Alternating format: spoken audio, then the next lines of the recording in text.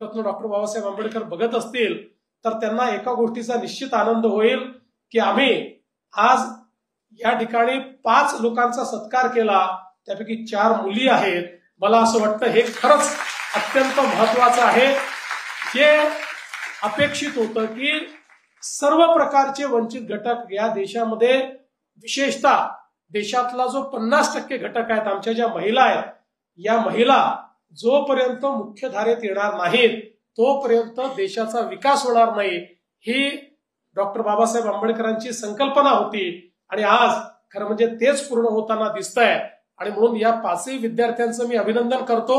पण विशेष अभिनंदन आमच्या 4 लहान आमच्या ज्या मुली आहेत, आमच्या भगिनी आहेत, त्यांचं अतिशय मनापासून अभिनंदन करतो की एक चांगल्या प्रकारे त्यांनी याला दिशा दिली आहे. खरं म्हणजे हे मी म्हणत असताना एक गोष्ट आता मान्यच केली पाहिजे की अलीकडच्या काळामध्ये आम्ही ज्यावेळी कुठल्याही युनिव्हर्सिटीच्या कॉन्व्होकेशन मध्ये जातो त्यावेळी 100 मेडल असतील तर 80 मेडल मुलींना मिळतात आणि 20 मेडल मुलांना मिळतात.